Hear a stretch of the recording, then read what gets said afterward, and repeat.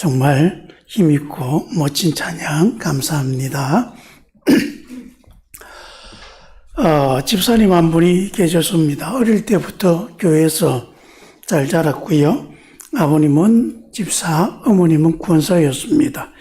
본인도 대학 교수로서 또 사회적으로 참 성공한 사람입니다. 그런데 어느 날 어머니가 암에 걸렸습니다. 집사님 어머님을 살려보려고 정말 백방으로 노력합니다. 매일 교회로 와서 그 눈물로 주님 우리 어머니 살려주십시오. 고쳐주옵소서 그렇게 기도했습니다. 그렇게 간절히 기도하셨는데 하나님도 무심하시지 그 어머니를 데려가고 말았습니다. 그리고 난 뒤에 이 장례를 마치고 이 집사님이 변하기 시작합니다.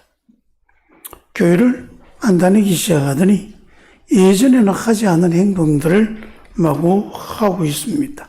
밤새도록 친구들과 어울려 술을 마시기도 하고 유흥업소도 드나들고 말 그대로 막 사는 듯한 그런 모습을 보입니다. 보다 못한 목사님이 찾아가서 집사님 왜 그러십니까? 이러면 안 됩니다. 그렇게 권면하니까 이 집사님이 하는 말씀이 목사님 우리 어머니 병 하나 못 고치는 하나님 내가 믿었으면 뭐합니까? 하나님이 정말 살아계시다면 우리에게 그러실 수는 없는 거죠. 그렇게 말을 하며 마음을 탁 닫아버리는 겁니다. 참 안타까워서 어떻게 해야 하나. 그 목사님 늘 그 분을 위해서 기도하는데 아직도 돌아오지 않고 있어서 참 힘들다 그렇게 말씀합니다. 여러분 사랑하는 성도 여러분 오늘 이 집사님의 이야기는요. 우리가 함께 생각해 볼 시편 14편 1절 말씀과 깊이 연관되어 있습니다. 하나님 없이 사는 자가 어리석은 사람이다. 성경이 말하는 어리석은 사람. 여러분 어떤 사람을 말합니까? 이 어리석은 자는 마음속으로 하나님이 없다 말합니다. 어리석은 자로 번역된 히브리어 나발입니다. 이 나발이라고 하는 단어는 단순히 지능이 떨어지는 그런 사람을 말하는 게 아닙니다. 이 나발은 도덕적으로 무지하고 하나님을 무시하고 그분의 존재와 통치를 인정하지 않는 사람을 나발이라고 합니다. 다시 말해서 영적인 누림문에서 하나님과의 관계를 스스로 끊어버리고 살아가는 사람입니다. 세상 지식이 뛰어나고 똑똑해 보여도 영적인 면에서는 아주 심각하게 어리석은 상태에 있는 사람입니다. 혹시 여러분 주변에 이런 사람 본 적 있습니까? 학벌도 좋고 사회적으로도 높은 자리 있고 말도 잘하고 판단력도 뛰어나 보입니다. 근데 이상하게도 그 사람의 삶은 좀 엉망입니다. 주변 사람과의 관계는 늘 깨어있고 제대로 된 친구 한 사람 없습니다. 하는 일마다 자꾸 방황하고 헤매는 모습을 보이고 있습니다. 이렇게 살아가는 사람을 두고요. 심리학자들은 사회적 바보라고 부르기도 합니다. 근데 성경은 이보다 더 훨씬 강력한 표현을 씁니다. 어리석은 사람이다. 나발이다. 그러는 것입니다. 시편 14편 1절은 이어서 이렇게 말합니다. 그들은 부패하고 역겨운 짓을 저질러서 선을 행하는 자가 없다. 여러분 여기 성경이 말하는 어리석음의 가장 큰 특징은 바로 하나님을 부정하는 것입니다.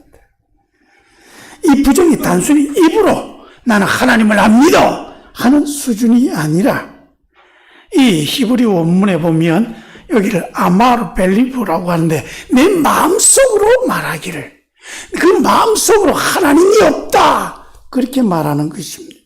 이건 곧 하나님이 없다고 내가 소리 내어서 말하지 않아도 그 마음속에 그 삶의 중심에 하나님을 자꾸 밀어내는 것입니다.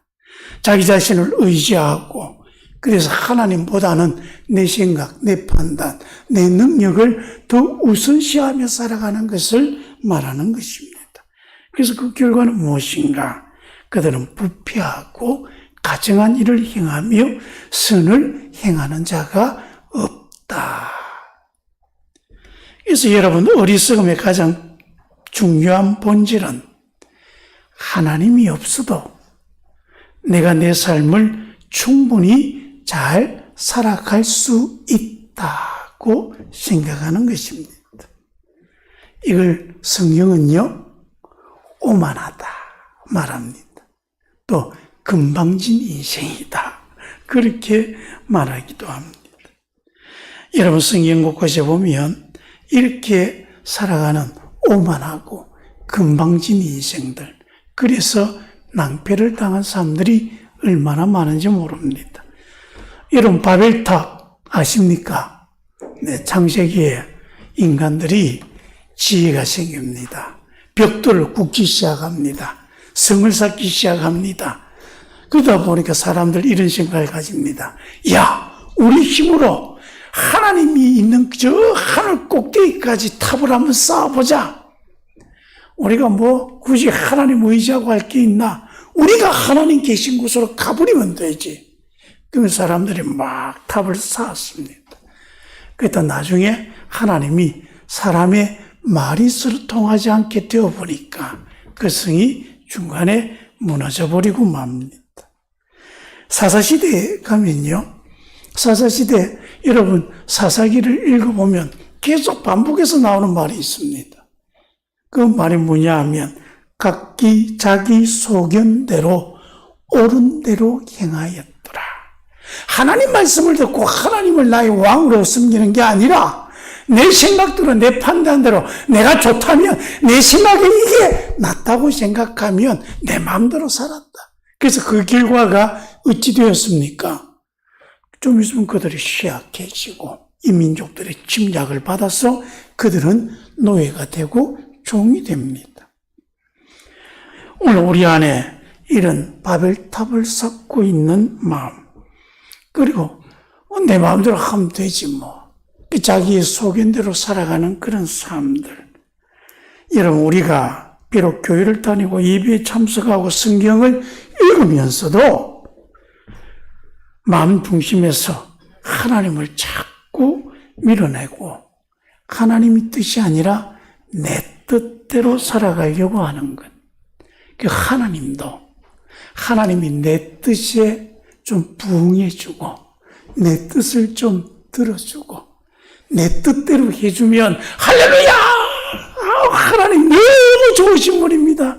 그랬다가 좀 내 뜻하고 달라지면 막 갑자기 막 세상을 잃은 듯이 그렇게 생각하고 살아가는 것. 여러분, 그렇게 살아가는 것이 성경이 말하는 나발, 어리석은 자의 모습인 것입니다. 여러분, 하나님을 부인하면요, 그 어리석은 우리 인생 자체를 망가뜨려 버립니다. 그래서 인간관계가 파괴되고 내 삶의 내면의 질서가 무너집니다. 소망이 없어집니다. 자기 중심적인 삶으로요, 타인을 착취하고, 그리고 그 속에 마음속에 있는 깊은 공허감, 두려움에 시달립니다. 그리고 결국은 희망이 없는 삶으로 그 삶을 자꾸 나락으로 이끌어가는 것입니다. 하나님이 없이 살아가는 삶이 비극입니다. 여러분, 우리의 삶을 배에 비유해 보면 배가 항구를 떠나서 또는 항구에 도착해서 제일 먼저 해야 되는 게 뭡니까? 닻을 내려야 됩니다. 닻을 내려야 이제 배가 움직이지 않고 딱 붙어 있는 거죠. 또 어디 가다가도 이제 여기서 뭘 해야 되겠다 하면 다 붙어 내려서 흔들리지 않도록 해야 뭔가를 할 수가 있는 것입니다. 그래야 우리가 이 배가 모두 거친 세상의 파도 속을 마음껏 항해할 수 있고 마침내 그 목적지에 도달할 수 있는 것입니다. 배가 흔들리지 않고 다른 방향으로 나가기 위해 굳건한 닻이 필요하듯이 우리 인생에 하나님이 필요한 것입니다. 하나님이 믿어야 우리는 우리가 살아야 하는 이유를 알 수가 있습니다. 닻을 내리지 못한 배, 그것이 없는 배, 아무리 좋은 엔진을 갖고 있어도 파도에 휩쓸려 난파됩니다. 하나님이라고는 영적인 닻을 잃어버리면 그 삶은 늘 흔들리게 마련이고 어디에 써야 할지도 모르고 쓸 수도 없고 도착해야 될 인생의 목적지도 잃어버리는 것이죠. 그런 사람, 아무리 많은 것을 소유하고 성공을 거두어도 나중에는 내가 한 짓이 무엇인가, 내가 얻은 것이 무엇인가, 허무한 그런 삶이 되는 것입니다. 한때 세계 최고의 명성을 누리던 유명한 여배우가 있습니다. 이름 되면 그런 쪽에 관심이 없는 사람도 한 번쯤은 들어본 사람입니다. 네. 그는 모든 부와 명예를 손에 넣었습니다. 그리고 수많은 사람들과 사랑을 나누었습니다. 하지만 그는 끊임없이 우울증에 시달렸고 나중에는 마약과 술에 의존하게 됩니다. 한 인터뷰에서 이렇게 말합니다.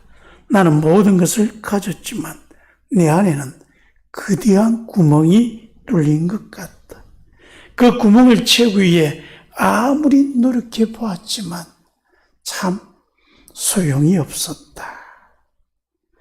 여러분, 우리 인생이요, 하나님 없이 그렇게 살아가면 그 속이 뻥 뚫려 있는 그런 마음을 갖고 살아가는 것과 같습니다. 하나님으로 채워져야 할 자리가 하나님으로 채워져야 하는데 하나님 아닌 것으로 아무리 그것을 채워봐야 채워질 수가 없는 것이기 때문입니다. 시편 14편 1절에 그들은 썩어서 역겨운 일을 저지르고 있으니 선한 일을 하는 자가 하나도 없다. 여러분, 하나님이 없이 살아가니까 그 삶에서 일어나는 게 뭐냐? 역겨운 인생입니다. 썩어버렸다. 히투라고 하는데 히브리어로 부패하게 하다, 타락하다, 그런 뜻입니다. 그 역겨운 일, 이거는 혐오스러운 일, 가증한 일을 말합니다. 하나님을 부인하는 삶의 내면은요, 점점 부패해집니다. 이 부패한 것이 점점 끝으로 드러나게 되면 악한 행동들로 자꾸 이어지는 거죠. 제가 소설책 참 좋아합니다만은, 정말 읽다가 인내의 한계를 느낀 책 중에 하나가 도스토옙스키라고 하는 분이 지은 그 소설 중에 카라마조프가의 형제들입니다. 한 이만큼 두꺼운 책이 한 5권 정도가 됩니다. 페이지 수로 따지면 몇천 페이지가 될 겁니다. 한번 읽어보자. 유명한 책이니까. 한 2달을 정말 읽었는데 재미가 있기는 합니다. 읽다가 지체가 또 뜨고 한 2달 읽었던 것 같습니다. 겨우겨우 다 읽었는데. 근데 그 책에요, 이런 구절이 있습니다. 하나님이 없다면 모든 것이 허용될 수 있다. 하나님이 없다면 심판할 분이 없으니까 내가 뭔 짓을 해도 괜찮다. 그런 식으로 자신의 어떤 철학을 설파하는 거죠. 근데 그 말을 들었던 한 사람이 감동을 받습니다. 하나님만 부인하면 내 마음대로 살아도 되는 거야.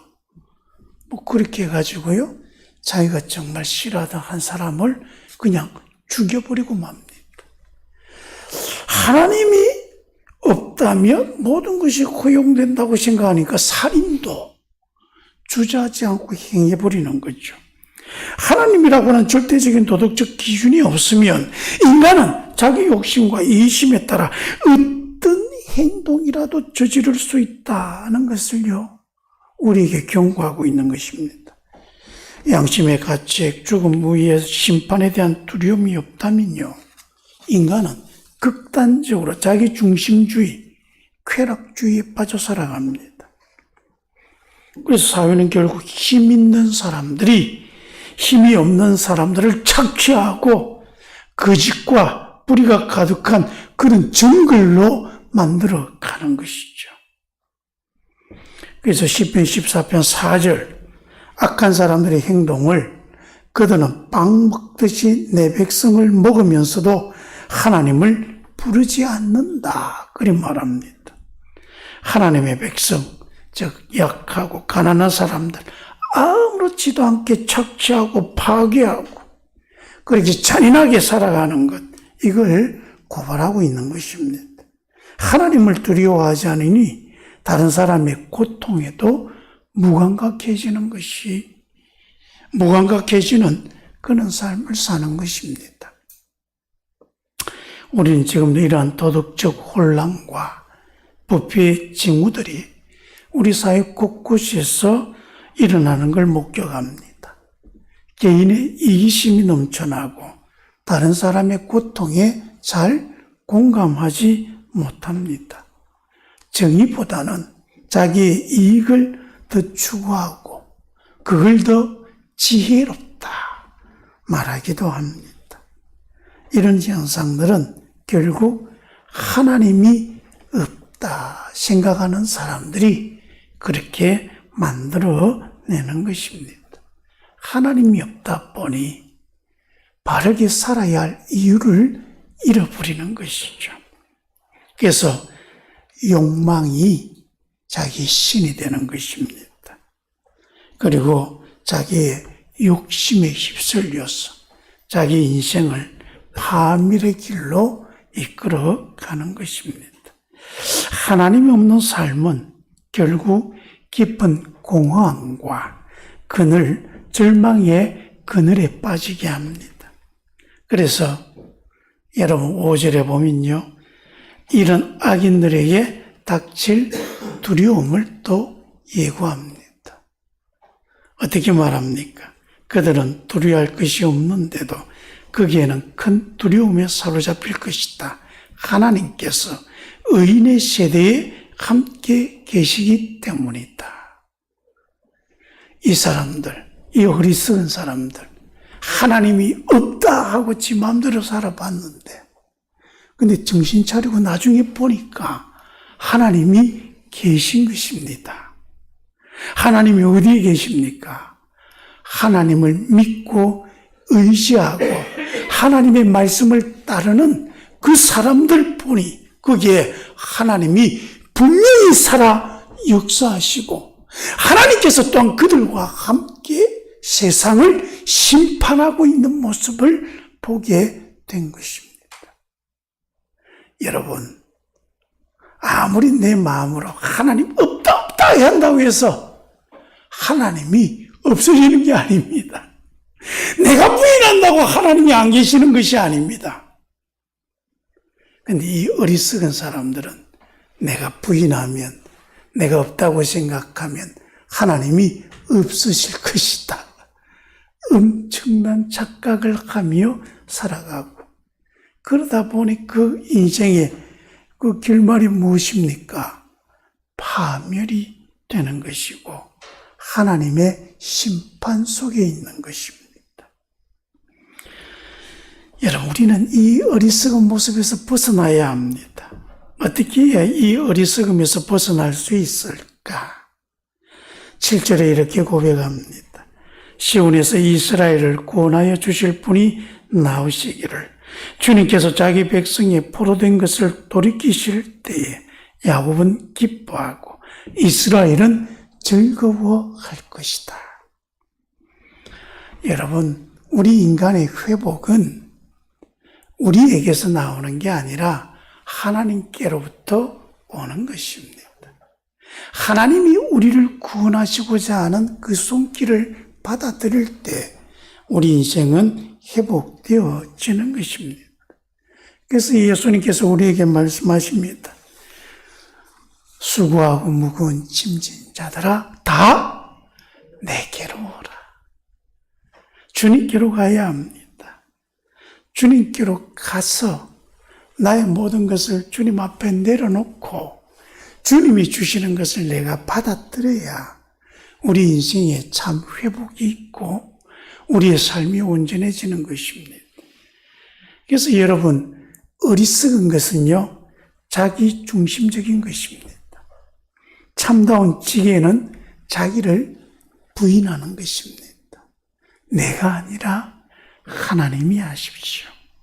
하나님을 자기 중심에 모시고 하나님의 뜻에 순종하고 하나님의 음성에 귀 기울이는 자가 참된 지혜를 갖고 지혜롭게 살아갈 수가 있는 것입니다. 한 선교사님이 러시아에서 선교하시는데 전도하면서 러시아 사람 만났습니다. 당신은 천국과 지옥을 믿습니까? 물었더니 그분이 믿습니다. 그렇게 대답했더랍니다. 그래서 당신은 어디 갈 것 같습니까? 물었더니 그분이 뭐라고 대답했겠습니까?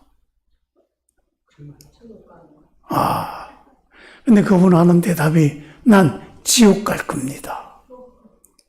아니, 선교사님 깜짝 놀라서 어찌 지옥 간다고 말합니까? 그래서 그분 하는 이야기가 지금 내가 살고 있는 이 삶이 지옥입니다. 그래서 여기서도 지옥같이 사니 내 삶이 나중에도 지옥 가는 게 당연한 것 아닙니까? 선교사님 이 말을 듣고 난 뒤에 참 고민이 되며 내가 더 열심히 선교해야 되겠구나. 여러분, 하나님을 찾는 자가 복이 있습니다. 그래서 2절에 주님께서 하늘에서 사람을 굽어보시고 지각이 있는 자, 하나님을 찾는 자가 있는지를 살펴보신다고 말씀하고 있습니다. 하나님은 지금도 하나님을 찾는 자를 찾고 계십니다. 하나님을 찾는 자는 세상의 기준으로 볼 때는 어리석어 보일 수 있습니다. 기도하고 손해보고 양보하고 손해보고 자신을 낮추고 그래서 손해보고 그래서 예수 잘 믿으면요 꼭 바보가 되는 것 같아요. 그래서 우리가 예수 잘 믿게 되어지면 난 너무 손해보는 것 아닌가 그런 생각이 들기도 하고 그런 모습을 보고 참 바보같이 산다. 또 그런 소리를 듣기도 합니다. 하지만 여러분, 그게 진짜 지혜롭게 사는 것입니다. 왜냐하면 하나님이 인정해 주시기 때문입니다. 여러분, 지금 하나님을 찾고 계십니까? 혹 난 하나님 없이도 잘 살아갈 수 있다고 그런 마음이 들고 있다면 자신의 삶을 다시 돌아봐야 합니다. 삶의 무게를 하나님 아닌 다른 것으로 채우고 있다면 어리석은 인생이 되는 것입니다. 어리석음에서 벗어나 지혜로 가는 길은 하나님께 돌아가는 것입니다. 내가 나의 주인이 아니라 하나님이 나의 주인임을 인정하고 내 판단보다 하나님의 말씀이 옳습니다. 그렇게 믿고 따르며 하나님 없이는 내가 단 한순간도 살아갈 수 없습니다. 그렇게 고백하며 그렇게 기도하며 살아가는 것이 지혜로운 삶입니다. 그래서 잠언 9장 10절 여호와를 경외하는 것이 지혜의 근본이요 거룩하신 이를 아는 것이 명철이라. 하나님을 경외하는 것, 하나님을 존중하고 두려워하며 하나님의 뜻을 따르는 것이 다시 말씀드리지만 진짜 지혜입니다. 지금 우리 인생 앞에는 늘 두 갈래 길이 있습니다. 그건 바로 선택하는 것입니다. 하나님 없이 내 힘으로 살아가려고 하는지 나의 부족함을 인정하고 하나님을 의지하려고 하는지. 그래서 여러분, 나는 하나님을 선택하겠습니다. 내 인생대로, 내 인생이 내 뜻대로 풀리지 않더라도 나는 하나님을 선택하겠습니다. 지혜의 길은 때로 어렵고 낯설 수 있지만은 여기에는 하나님이 함께 하십니다. 그 길 끝에는 반드시 하나님이 주시는 생명의 열매가 있습니다. 그래서 시편 14편 오늘 우리가 읽은 본문의 마지막에 뭐라고 이야기합니까? 야곱은 기뻐하고 이스라엘은 즐거워할 것이다. 인생의 참 기쁨과 인생의 참 즐거움, 바로 하나님을 따르는 것입니다. 사랑하는 성도 여러분, 오늘 말씀은요, 단순한 교훈이 아니라 하나님께로 내 인생을 바꾸어야 한다는 말씀입니다. 우리는 매일 선택의 기로에 놓입니다. 내 뜻대로 살 것인가? 하나님의 뜻을 따를 것인가? 내 마음대로 할 것인가?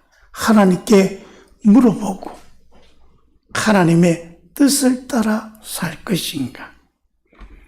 하나님은 오늘도 어리석은 우리를 포기하지 않으십니다. 이게 얼마나 감사한지 모릅니다. 포기하지 않고 또 묻습니다. 어찌할래?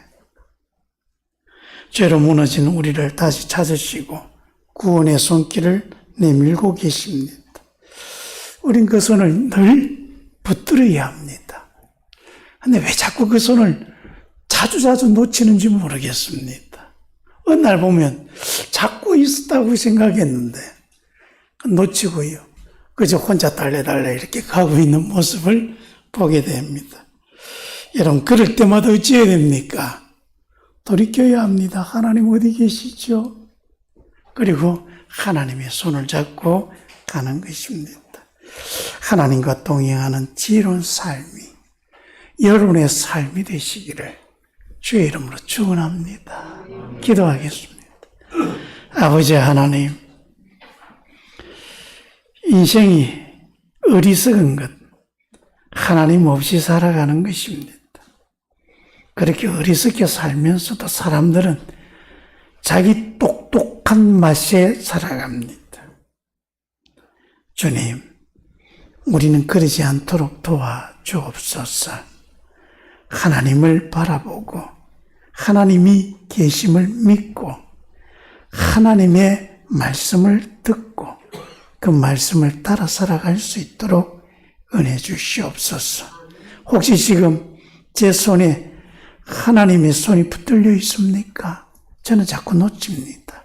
하나님께서 부단히 찾아주시고 제발 우리의 손을 꼭 잡아 주시옵소서. 그래서 우리의 인생이 언제나 하나님 안에서 살아갈 수 있도록 인도해 주옵소서.